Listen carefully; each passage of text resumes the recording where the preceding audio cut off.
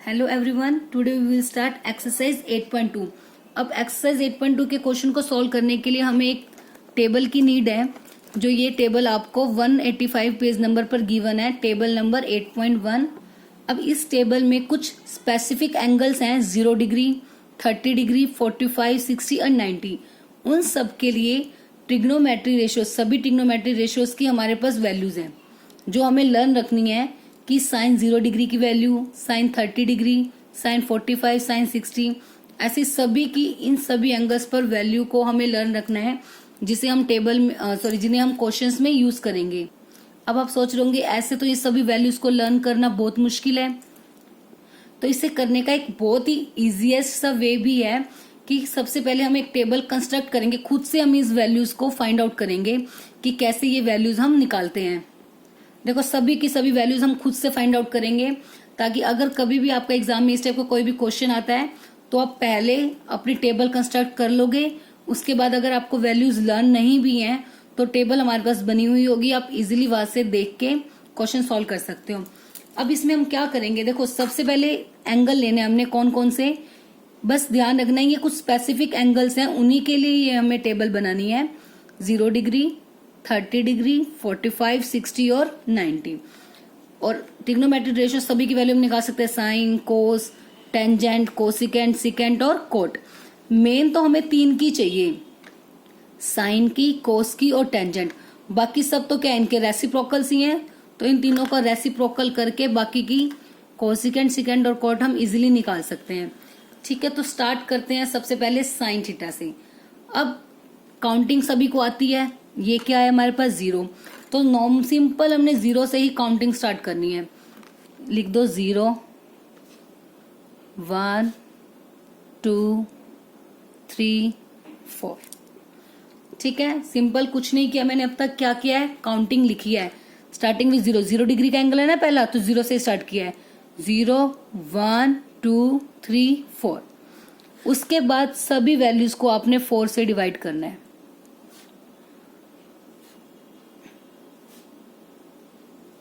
दोबारा से देखो क्या किया, सबसे पहले 0 से लेके काउंटिंग स्टार्ट करनी है, जहां तक भी जाएगी 4 तक जाएगी। उसके बाद सभी को क्या करना है, 4 से डिवाइड। अब उसके बाद अगर कोई वैल्यू कैंसिल आउट होती है तो कैंसिल कर दो। 2 1 जा 2, 2 2 जा 4, 4 से 4 कैंसिल। और अब इन सब वैल्यूज का हमें क्या लेना है, under root, taking square root on all the values. सब वैल्यूज का स्क्वायर रूट ले लेंगे। ठीक है, 0/4, 0 कुछ भी हो तो हमेशा आंसर क्या आता है, 0। सो 0 का रूट भी कितना आ जाएगा, 0। तो आगे साइन 0 डिग्री की वैल्यू कितनी, 0। अब आती है 30 डिग्री। अब 1 का रूट कितना होता है, 1 का रूट तो 1 ही होता है, 1 का स्क्वायर रूट।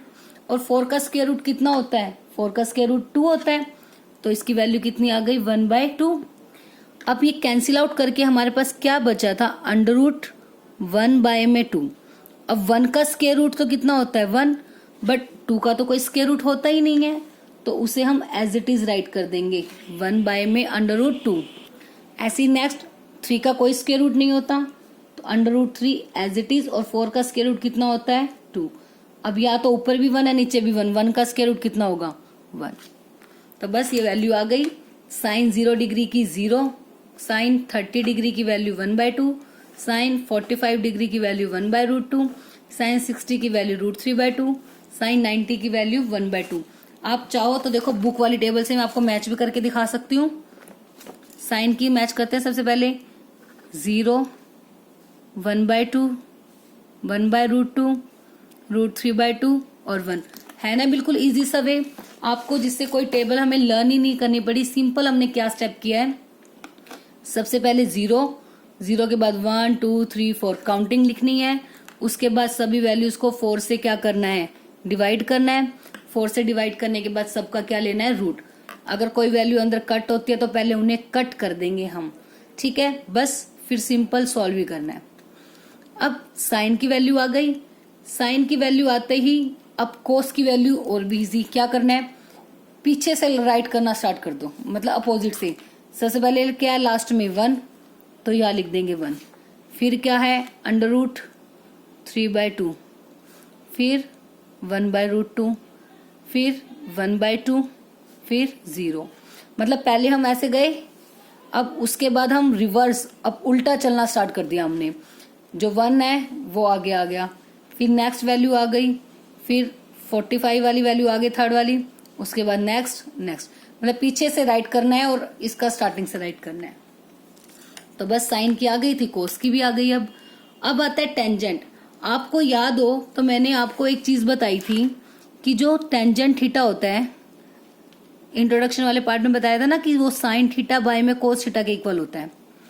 ठीक है, तो वहीं से हम इसको यूज करेंगे। Tangent theta equals to sine by cos. तो साइन और कोस की वैल्यू हमारे पास है, तो हमें क्या निकालना है, टेंजेंट दोनों को डिवाइड, 0/1 0, क्योंकि 0 को किसी भी वैल्यू से आप डिवाइड करोगे तो हमेशा क्या आता है, 0। अब 1/2 को हमने √3/2 से क्या करना है, डिवाइड। अब जैसे यही है ना कि 1/2 को हमने डिवाइड करना है किससे, √3/2 से। तो अब इस टाइप की वैल्यू है, उसको मल्टीप्लाई में चेंज करते हैं तो नीचे वाली वैल्यू को क्या हो जाता है, रेसिप्रोकल 2/√3। तो 2 से 2 कट, कितना आ गया, 1/√3। नहीं तो डायरेक्ट भी कर सकते हो, 2 से 2 कट, क्या बच जाएगा, 1/√3। तो टेंजेंट 30 डिग्री की वैल्यू कितनी आ रही है, 1/√3। अब इनको कैंसिल करोगे तो सेम है, पूरे से पूरा कैंसिल हो गया, मतलब इसकी वैल्यू कितनी आ गई, 1। अब ऐसे इसमें डिवाइड करेंगे, √3/2 बाय में 1/2, तो 2 से 2 कैंसिल हो जाएगा, क्या बच जाएगा, √3 बाय में 1, तो बाय में 1 लिखने की नीड नहीं है। अब देखो यहाँ पे क्या आ गया, 1/0, 1/0, डिनोमिनेटर में 0 आ गया। अगर डिनोमिनेटर में 0 आ जाता तो उस केस में तो कोई भी वैल्यू डिफाइंड ही नहीं होती।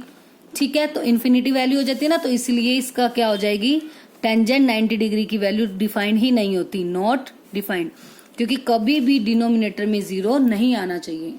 ठीक है, क्लियर है ये तीनों वैल्यूज, क्योंकि ये तीनों वैल्यूज निकालना ही इंपॉर्टेंट है। एक बार फिर से देखो दोबारा से, एंगल्स लेने हमने 0 डिग्री, 30 डिग्री, 45, 60 और 90।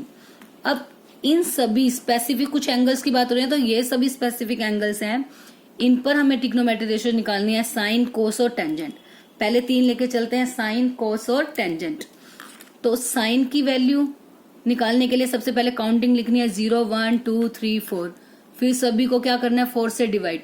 कुछ कैंसिल हो रहा है न्यूमरेटर डिनोमिनेटर में, सो कट कर दो, नहीं हो रहा तो बस उसके बाद उन सबका क्या लेना है, अंडर रूट। बस फिर उनका रूट सॉल्व करना है, जैसे 0/4 हो गया 0, 1 का रूट 1, 2 4 का रूट 2, तो 1/2। अब इसको कट करके आ गया था 1/2, तो 1 का रूट होता है 1 और 2 का रूट कुछ भी नहीं होता, तो एज इट इज रहने दिया। ऐसे √3 एज इट इज, 4 का अंडर रूट 2, 4/4 1, तो 1 का स्क्वायर रूट कितना हो गया, 1। ये तो आ गई साइन की वैल्यू। बस कैलकुलेशन तो एक ही वैल्यू में करनी है। उसके बाद कोस के लिए क्या करना है, बस पीछे से सभी वैल्यूज उठा के लिखते जाना है, पीछे से वैल्यू पिक करनी है और स्टार्टिंग से राइट करना स्टार्ट करना है। लास्ट फर्स्ट बन गई, लास्ट सेकंड सेकंड बन गई, लास्ट थर्ड थर्ड बन गई, last fourth fourth, last value first value last. उसके बाद टेंजेंट होता है साइन और कोस की डिवीजन, साइन बाय कोस, तो 0/1 0, इनको डिवाइड किया, 2 से 2 कैंसिल, बच गया 1/√3, पूरा ही कैंसिल हो गया, बच गया 1, 2 से 2 कैंसिल, क्या आ गया, अंडर√3, 1/0 बाय में 0 आ गया, मतलब नॉट डिफाइंड। ठीक है, अब आता है कोसिकेंड। मेन अगर आपको कभी एग्जाम में क्वेश्चन आ जाए तो आप सिर्फ इन 3 वैल्यूज की टेबल बना के रख लो पहले। अगर ये तीनों वैल्यूज की पता है तो बाकी तो बहुत इजीली आप फाइंड आउट कर सकते हो। अब जैसे आ गया कोसिकेंड, कोसिकेंड किसका रेसिप्रोकल होता है, साइन का। तो अब साइन का उल्टा करेंगे तो 1/0, 1/0 तो डिफाइंड ही नहीं होता, तो क्या हो गया, ये नॉट डिफाइंड। अब 1/2, इसका उल्टा कितना हो गया, 2/1, मतलब 2। 1/√2 का उल्टा √2/1, तो √2। √3/2, इसका उल्टा 2/√3। 1 का अपोजिट 1/1, 1 ही रहेगा। बन गई ना कोसिकेंड की वैल्यू। अब आती है सिकेंड, सिकेंड किसका उल्टा होता है, कोस का, तो इसको रेसिप्रोकल कर देंगे। अब 1/1 1, √3/2 2/√3, 1/√2 √2/1, मतलब √2 भी लिख सकते हो।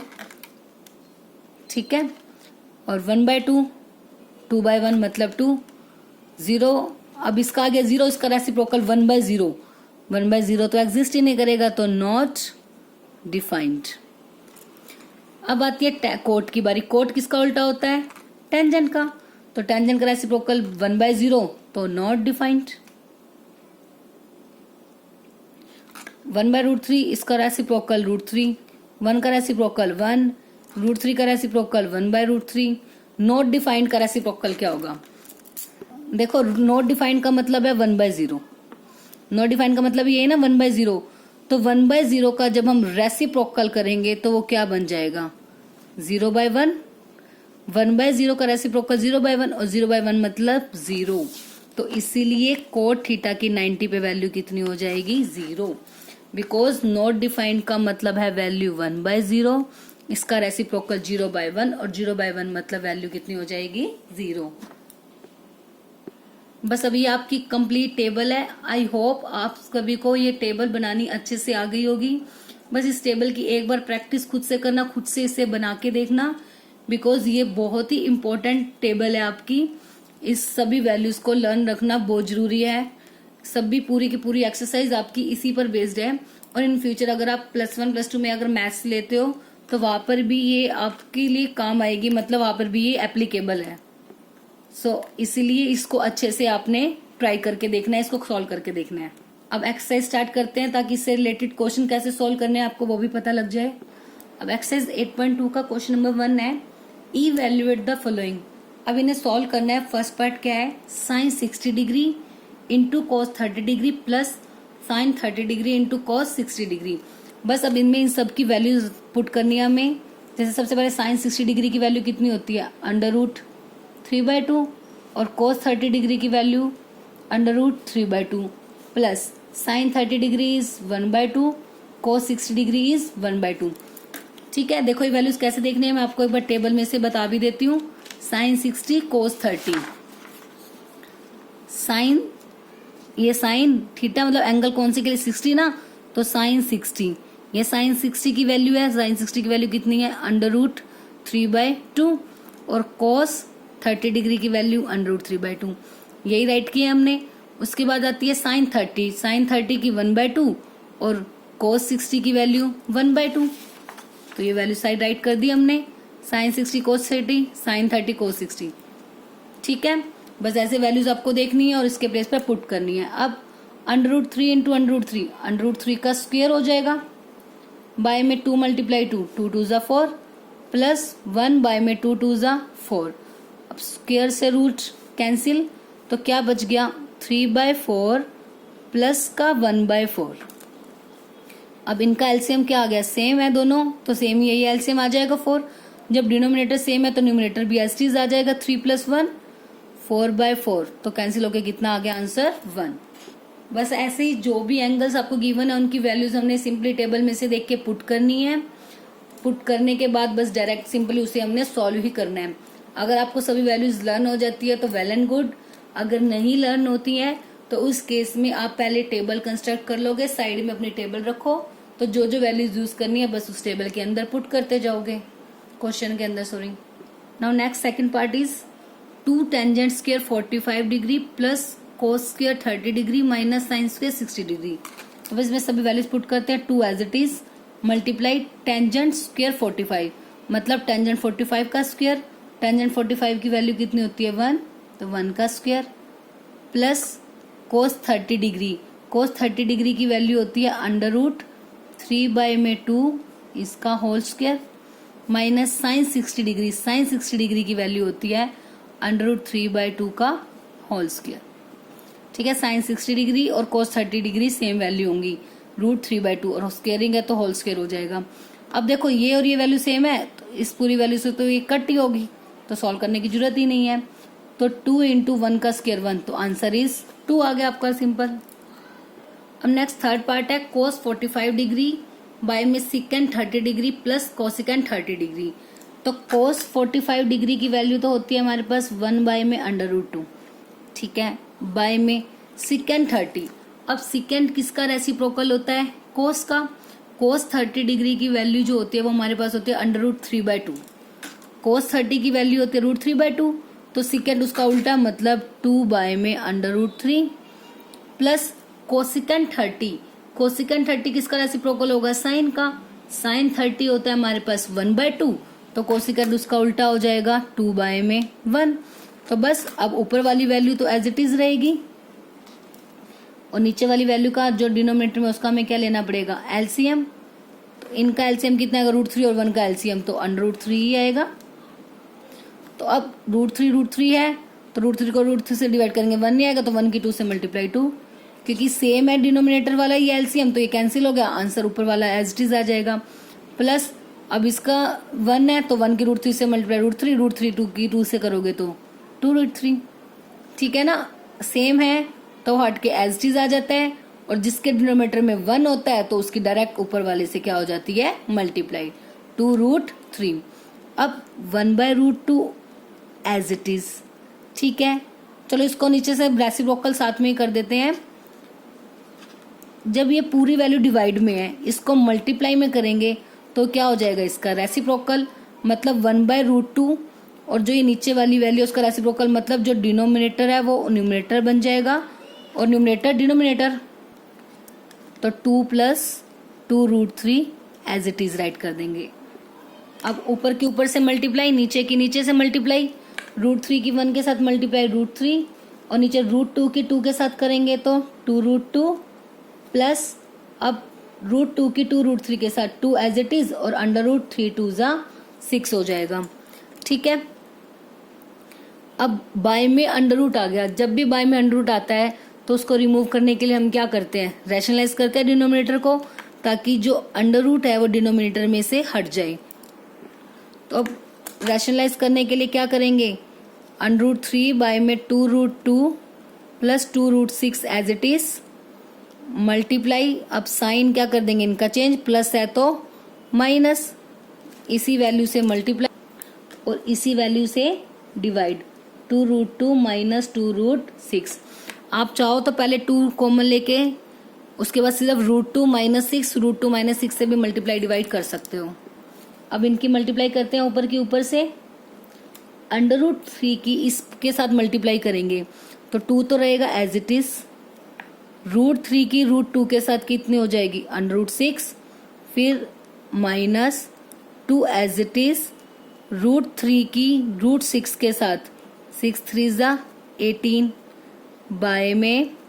अब नीचे तो पता है जब भी रैशनलाइज किया जाता है एक आइडेंटिटी एक ही बनती है, क्या होती है नीचे वाली आइडेंटिटी, a² माइनस b², क्योंकि यहाँ पे यूज हो रहा है ना, देखो a + b a - b, तो ये हो जाएगा a² माइनस b मतलब 2√6 का होल स्क्वायर, a हो गया 2√2 और b क्या हो गया 2√6।